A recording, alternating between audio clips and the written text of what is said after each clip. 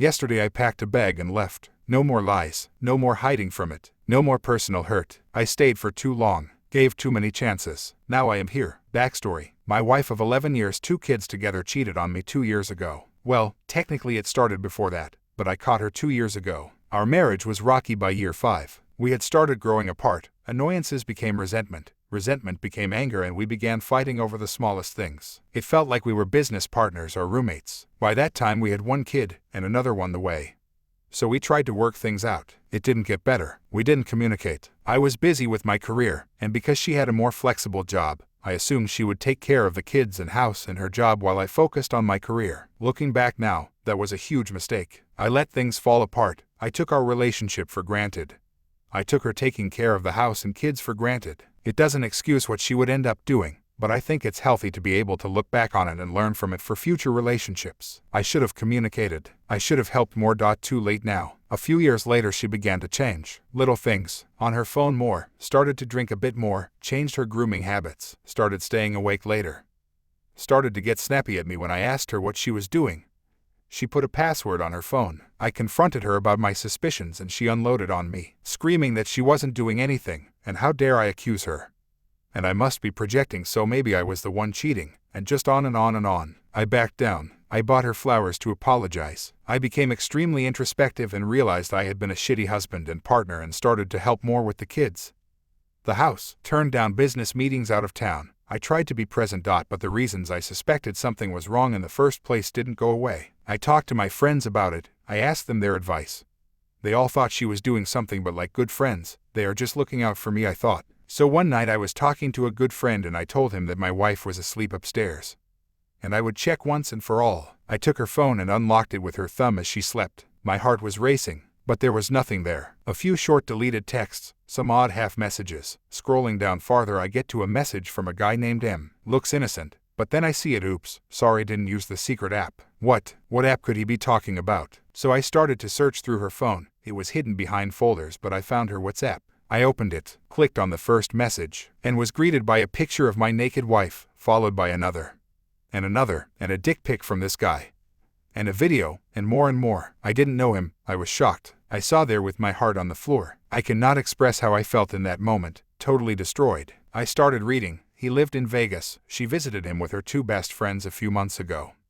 They hooked up. He was a total perv, asking her to do threesomes, and sending her shit to wear, trying to get her friends involved, etc. The way she spoke back to him wasn't even my wife. She doesn't talk like that. She only likes missionary, lol. She doesn't ever want to talk about sexual things. Who was this person? The conversation went back 3 years. On my 10-year anniversary I took my wife out of town and planned a romantic night. Turns out when she went to the bathroom to change into something more comfortable she sent pictures to him first, and they congratulated each other on her making it to the 10-year mark. If you live in California, you understand why. I was sitting in our hotel bed waiting for her like an idiot. Sigh. Anyways, I lost it. I woke her up, tears running down my face, asking her why. I punched a hole through a double-layered wall, plus the glass picture hanging on it. Blood streaming down my hand. I was a mess. We fought all night. We talked. We fought. We talked. She said it just happened. He was an old friend who was kind to her. Nice, and she wasn't getting that from me. Bullshit. The next day we did a lot of talking. I asked her what she wanted to do. We had 2 kids, a house, careers, surrounded by good friends and neighbors that loved us. How could I just throw it all away? She begged me to stay. She told me she would change. I thought long and hard about it, consulted with friends and select family. For all the reason above, I decided to stay. That our marriage wasn't perfect. That I had been in situations as well where I was tempted, and while I never did anything when it came to that moment, I could see how she could mess up. I gave her a second chance. I told her that I needed her to block him from all media, to delete WhatsApp, to unlock her phone so I could check it every now and then, just so I can regain trust, that she remained present in our marriage, in our love life. She agreed to everything. She said she felt like she was living a double life, and it was a weight off her shoulders, and it was good. And for once in a long time, we were good. The next 3 months were awesome. Hanging out, sex life skyrocketed. We cared for each other again. Then I went out of town on my annual trip with my closest guy friends. I was gone for 5 days, and things seemed fine at first. She was flirty, sent me some sexy pics while I was away, told me she missed me all the time. Then she accidentally posted a nude that she told me she deleted after she sent to me to her Instagram story. Oops. Apparently only 2 or 3 people saw it, and she pulled it down right away. I saw it. I asked her why she did that, Who was she trying to send it to? How could a pic like that you said you deleted now end up on Insta? I began to become suspicious again. The moment I got home I went to look in her phone. Nothing. Clean. Then it hit me, she had a work phone as well. I opened it, and there it was. First message was to Claire. "Hey baby, it's Claire," or Charlotte, or, I forget who I'm supposed to be, lol. "Hope you had a great day and got home safe." To which my wife just replied with a heart. Claire, as it turns out, was actually a father who volunteered at my kids' elementary school with my wife. I wasn't done looking. I searched more. I got her other phone again and looked through her Snapchat.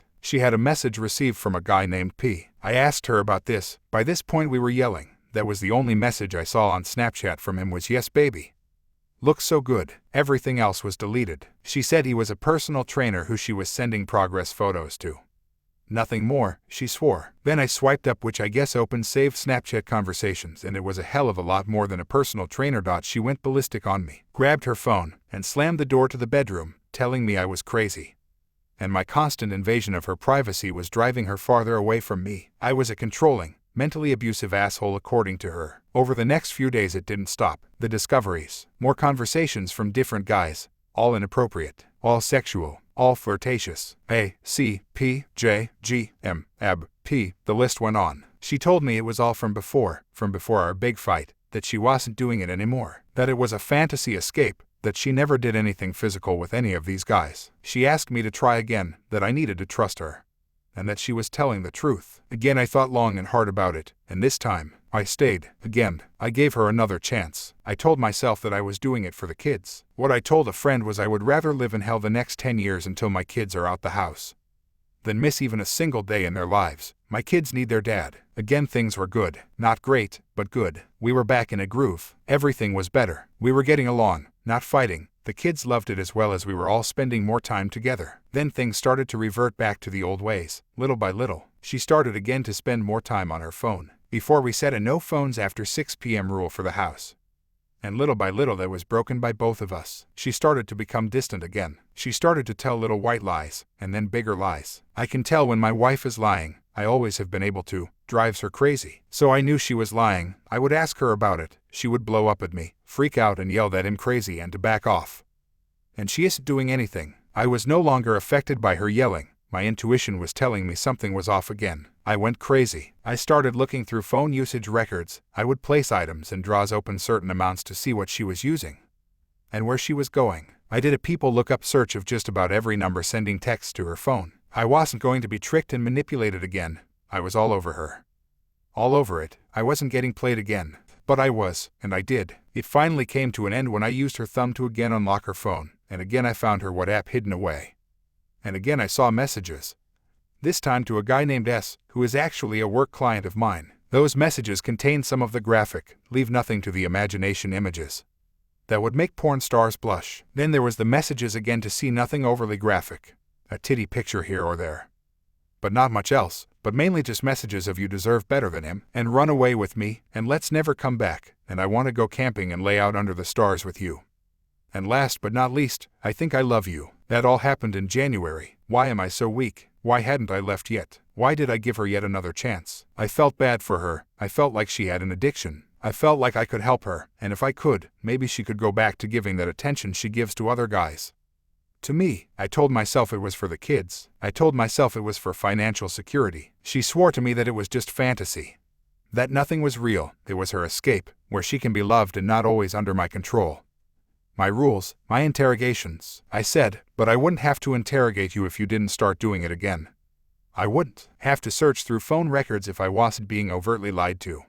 And I was right. It was happening. The date on the conversations proved that she started it back up before I started digging into it again. I was right. For what it was worth, I was right. She told me that the more I tried to tighten my grip, the more I tried to control her, the more she was going to move farther from our marriage. She showed no remorse, just resentment. We fought a lot. The kids started to cover their ears and run into another room every time we ever started to raise our voices. Why couldn't I leave? Why was I still there? I couldn't figure it out. I still can't figure it out. Again she claims she is finally done with the cheating. It's out of her system. She won't do it again. She deleted WhatsApp again for the 10th time. She still wouldn't show me her phone cause she said it was an invasion of privacy. And to an extent she is right. But she also wouldn't give me proof that anything had changed. Enter coronavirus and the stay-at-home order. It was hard. We were all stuck here in this house. She had nowhere to go. I got crazier and crazier cause I could tell she started lying to me again. I downloaded WhatsApp on my phone and sent her messages, waiting to see if they were ever delivered. Then I left the house to go pick up some food, and when I got back, I saw the messages were delivered. She downloaded the app again while I was out of the house. I called her out. She told me I was crazy. The next day she deleted her account and the app. Her profile was gone. My guess was that she blocked me. She said she didn't. We yelled again. She told me to back off. I asked to see her phone. She refused. By this point I am no longer the fun-loving, carefree, spontaneous, generous, loving guy I once was. I'm cynical, I'm untrusting, I'm conniving, I'm intrusive, I'm a shitty person, I'm broken. I feel like shit. Was she right? Did she really just delete it? Fast forward a month, and I just installed a new wireless router in the house. One that tracks what all the devices are doing, and what apps are being used. And there it was, the fucking WhatsApp. 2 hours and 10 minutes used yesterday. She really did block me from it. She blocked her husband from the app so I wouldn't see when she was online. I was done. I had enough. I went upstairs, packed a suitcase, and left my house. I called my friend who is a lawyer and told him everything. He is helping me put the paperwork together. I sat in my car yesterday for 4 hours, sitting in a parking lot, crying, angry, depressed, sad, but also relieved and proud of myself. I then got the courage up to check into a hotel. My wife was texting my phone asking me where I was, but I didn't answer. I turned my laptop on, played some video games, and then went to sleep. I'm done. I can't go back. She can't stop. I've turned into a different person, so has she. Today I came back home, but moved out of my bedroom and into my guest room. I can't afford to live in an apartment right now. Oh, my wife lost her job to COVID. Divorce is a long process, and I figured I didn't want to make it look like I was abandoning my family. I told my wife that we needed to figure out child custody schedule first, that we would start integrating it at home while we work on selling the house, and putting the divorce paperwork in order. That on my days I would be responsible for the kids, and she on her days.